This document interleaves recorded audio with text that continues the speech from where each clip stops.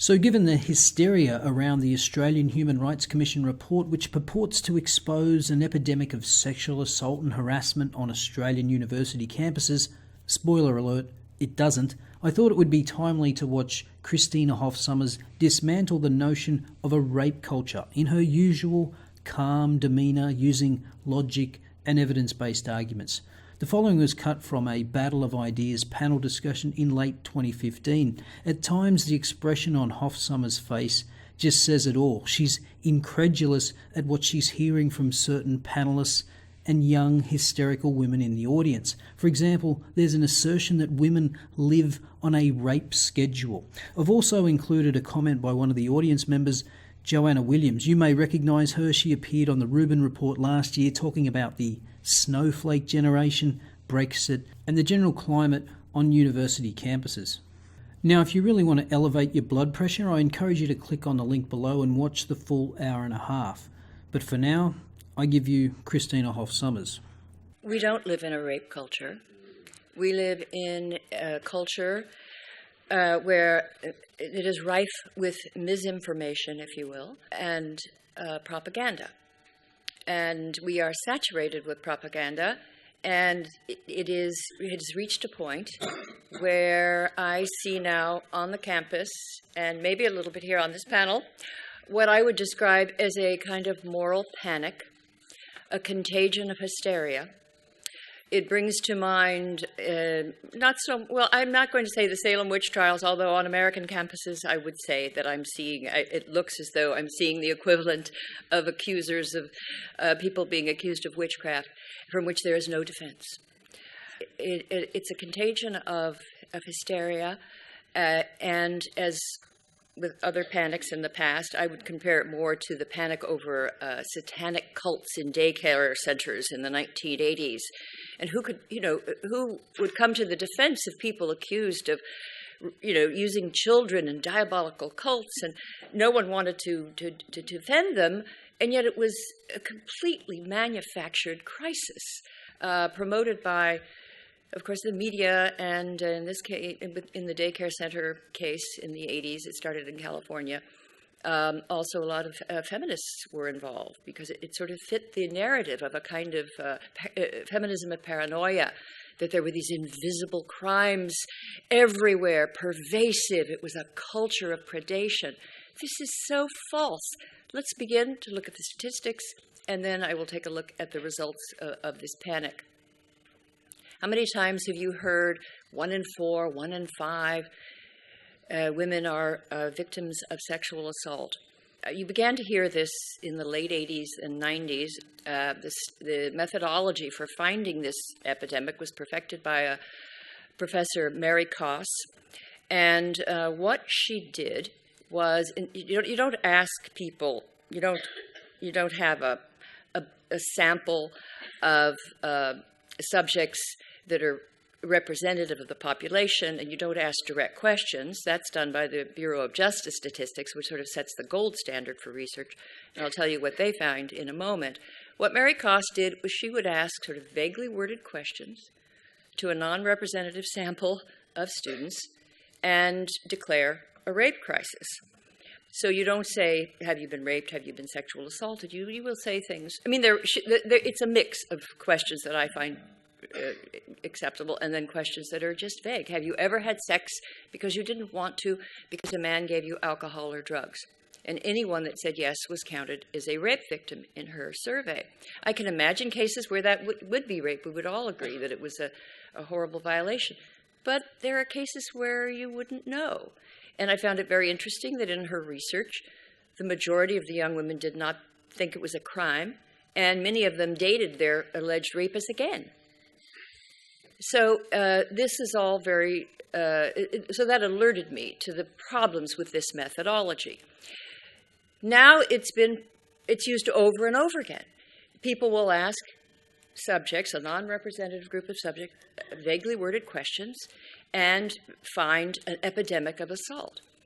What happens when you ask a truly representative sample? And what happens when you are rigorous researchers? When you're from the Bureau of Justice Statistics in the Justice Department in the United States, well, the numbers go down. And you find not only that, but as of, I think, this year or last year, rape, along with most violent crime, is at a 41, 42-year low.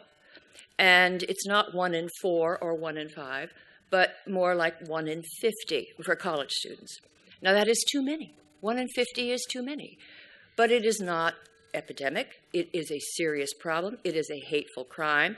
And I, for one, and I hope I speak for everyone in this room, consider it an abominable crime for which a person should be severely punished. But because it's such a horrible crime, we have to be vigilant and careful about false accusations. And they happen. And we are seeing now, because of these false statistics, and it wasn't just the false statistics. You have this body of egregiously false information at the heart of the campus rape culture crusade, and you have twisted theories. And we had a big fight, and I consider myself a feminist, and I'm a feminist. I was teaching feminist philosophy in the late 80s and early 90s, and there was a big battle within feminism. And our side won the argument, and by our side, I mean sort of pro-sex feminists who wanted, saw women as moral agents and equal to men, and we cared a lot about getting the truth about what was going on, and something like young women involved in sexting. As a mother, I don't approve of it, but as a human being, I can imagine these young women are not simply molded by the society to send their boyfriends pictures. They might just think it's fun, and these things may just be a phenomenon of freedom. And as far as people engaging on the street, a lot of it can be annoying. But if someone says, "Hello, beautiful," that depends on who you are. You might like it, or you might resent it. And then there are people who can be very threatening. But to put it all in the same category, and not to attend to the fact that there's also a class component. I know in Washington, D.C., there are places you can go and walk, and you would definitely be harassed by the men sitting there. And it's a lot of dressed for success women walking through, and there are homeless men that will call out and say, "Hi, beautiful," and so forth. So I just don't go along with this idea, but I think this is part of the panic that all manifestations of sexuality are now seen with suspicion. It's part of this invisible crime. And we have the trigger warnings, and we have the women going to safe spaces. And again, as someone who comes from a school of feminism that sees women as agents and the equal to men, and there were people on my side, Camille Paglia and Daphne Patai, Kathy Young, and we thought we won the argument. But the other side quietly took all the assistant professorships. And this paranoid school of sex-phobic feminism, I call it fainting couch feminism, because it's sort of women are constantly being put upon by men, and we must, rush to protect. And when I say this, I am not trivializing in any way the crime of rape, because it's because I take it so seriously that I am distressed by this trivialization. But I think if you care about victims, and you care about women and men, then you want an accurate view of reality. And this rape culture feminism is a distorted picture, and it now has victims. The victims are, it seems like every week now we have another case on our campuses of a young man that was put through what can only be described as a Kafkaesque procedure, kangaroo court. How am I doing? Do I have 1 minute. Well, 1 minute. I'll just tell you that this, as I said before, you take bad information, and history is one long lesson on the danger of combining misinformation and moral fervor. And you get fanaticism. If you have good information and you have moral energy, you get progress. But right now, we have fervor, we have panic, we have hysteria, I believe. And what this yields, this isn't going to yield solutions. This isn't going to help rape victims. If you want to help rape victims, the very top thing on your list should be, for example, rape kits and the police having better training and to stop this horrible crime.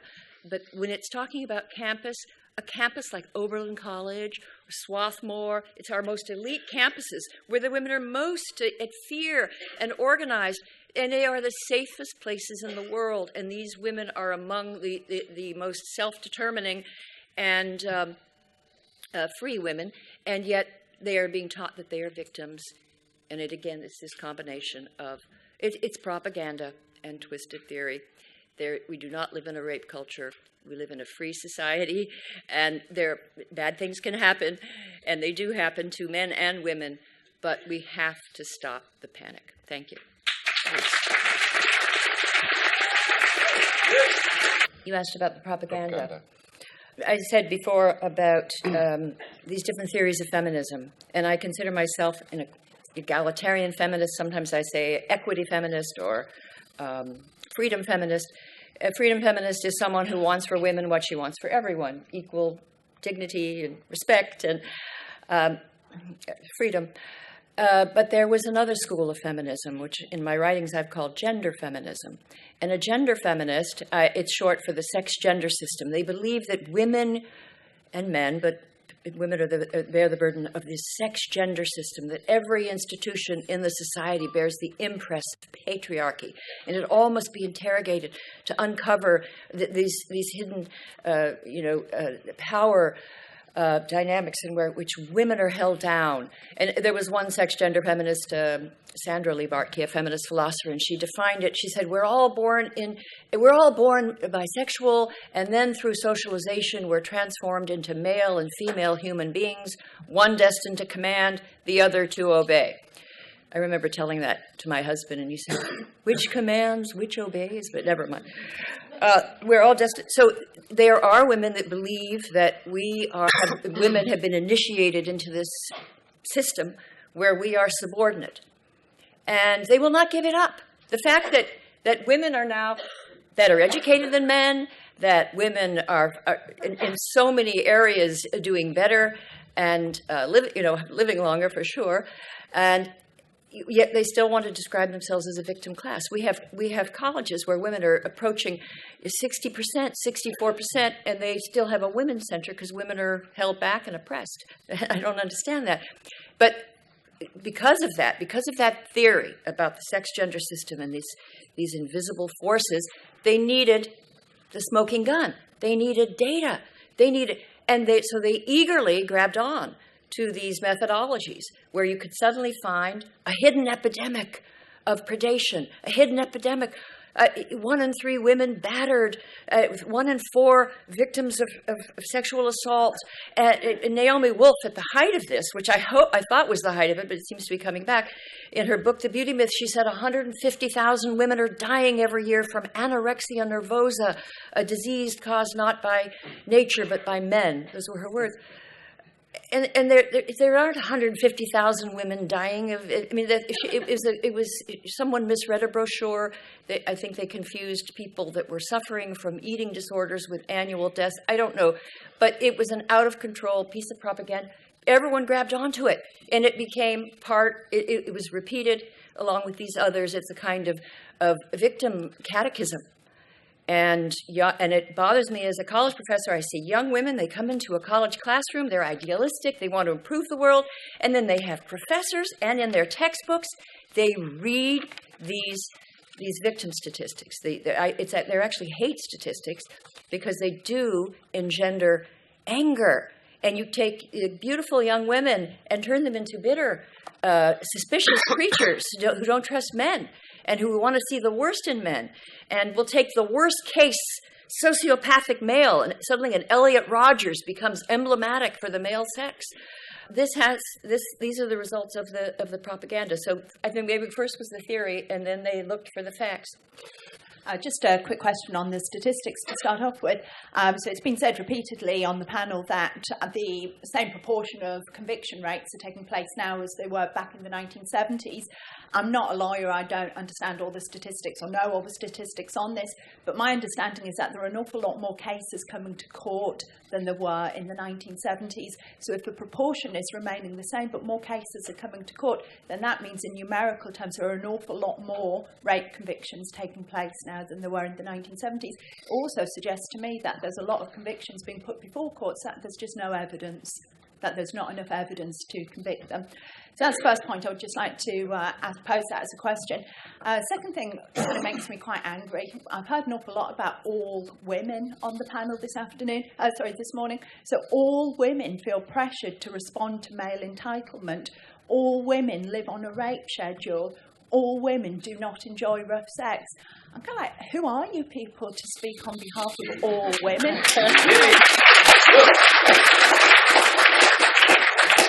Sorry, but unless you've actually been around and asked all women, you cannot do that. And all that this does is it promotes this fear, this panic. So the thing that alarmed me most, having a 9-year-old daughter and hearing you say, Sue, we should worry about our daughters. Well, I do worry about my daughter. What I worry about is that she's going to become imbued with this absolute panic. And it's that complete disjuncture between what I'm hearing and the real world that people live in. I work on a university. It's absolutely bizarre to think that women are being catcalled on a university campus. As people walk from the library to their bedrooms, this just does not happen. This is not reality the way that most people experience their lives. I think, unfortunately, Christina, one problem with what you said, there are victims of this rape culture. I actually think the biggest victims of this rape culture, though, are not the poor men, and I agree with you, there are men who get falsely accused. I think the biggest victims of this rape culture panic are women, because I speak to women on universities who do believe that they are too scared to leave their bedrooms because they will be raped walking from their bedrooms to the library. That is not going to happen. That is so completely untrue. And yet they have been imbued with this fear that they dare not leave their bedrooms after dark. And I think that is shocking. And I think that women who are going around perpetrating this panic, making women too scared to leave their bedrooms, really have an awful lot to feel responsible for. Great. The first thing I'll say is this whole idea of consent and then regulating that in law courts is so misguided, because it is metaphysically impossible to know what goes on between two people when there are no witnesses. And even if she did, I say she, it could be he, but even if she did consent, she can withdraw the consent. And that would matter. And in some cases, that could be an attack. We don't know. So we have these he said, she said cases. And now in the United States, what's happened is they've brought in this yes means yes and these consent laws and the lowest standard of proof on campus, a preponderance of evidence rather than beyond a reasonable doubt, or that you can be found guilty. Now, a young man typically will be found guilty on this very low standard. If there's more than a 50% chance he did it, and then you add that to this view that some have that women don't lie about rape, which they do, not because they're women, because they're human, and people lie, especially about sex, but never mind that. We've got these courts and this terrible injustice, and then this idea that we can regulate this unhappiness and this misery. We can regulate it out of our lives. You can't. You have to try your best, and you have to try your best to protect women and men from victimization, while not becoming a police state, and with respect for the due process. And it's almost as if in these discussions people forget that. They think, well, this, and I think it's because of the theories, and they think it's an epidemic out of control. All women live on a rape schedule. I don't even know what that means. And the men in this room are far more likely to be beaten up and murdered than women. And do they live on a murder schedule? Do they live, what does that even mean?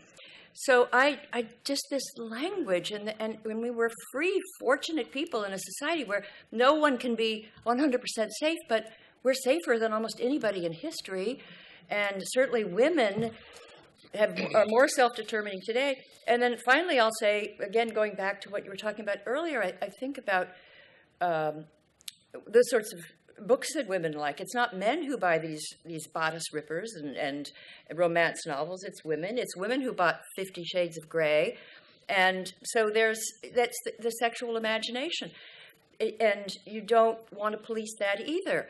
So I do see this as a repressive movement, and I urge you, if you've been taken in by it, is to read a little more. And then when someone asked about solutions, I think they're two issues. We need a solution. We're never going to have an absolute solution to crime, to violent crime and horrible crime. We have to do our best in the ways that I said before. But I think about the rape culture, the fact that it doesn't exist, the solution is that we need more diversity, intellectual diversity on our campuses. And the skeptics, like myself, we were silenced. And the women's movement talks about, women's voices being silenced. Yeah, by a lot of feminists. So if you're a dissident feminist, and I just wish that when young women come into their freshman classes, in my ideal university, there would be radical feminists. I think we can learn. I have learned from radical feminists. Even Catherine McKinnon is a brilliant woman. I just disagree with 90% of what she says, but there's 10% that I find engaging and interesting. So she can have a place, but then I want the counterpoise, and I want someone who's reality-based to counter her. And you haven't had that. And I'm telling you with all the sincerity I can muster, if you believe you live in a rape culture, you need, this sounds rude, but a little deprogramming. This is not true. It's not a reality. And, well, as a result of this panel, I'm now beginning to think that another word for rape culture is actually a free culture. And they are defining everything that can happen in a free society. Yes, people will tell off-color jokes. People will sexualize bodies. There will be sexiness. There will be, all sorts of comments in the street. Now, if you are in a society that's highly puritanical or authoritarian, they can control these things. But in a free society, it happens. And some people object to it and others don't. People are various. Women are not a monolithic group, nor are men. And you have to acknowledge that. And this, to me, is a kind of totalitarian worldview where we have this conspiracy theory and everything is feeding into women's subordinate status as victims of a rape culture. This is madness. It's madness. It is. Now, having said that, I'm going to take a different tone and go back to my original. Before I was bickering with feminists, I was a professor of ethics and philosophy, and I strongly believe in not sex education, yes, but more moral education in the home. You do have to raise your children to be considerate, loving human beings, and to respect other people. That's foundational, and without that, we're all lost. And we see, young men that are insufficiently socialized, that are raised without father figures, puts it at greater risk. And again, I think if we had a more serious discussion, not a fantasy discussion about a world, a rape culture that doesn't exist, but the real world, we would be talking more about stabilizing families, about educating children to be ethical human beings, and sort of straightforward approach to life. But we're not there now. We've been taken to a fantasy land, and I hope we come back to reality soon. Thank you. Can we thank our panel?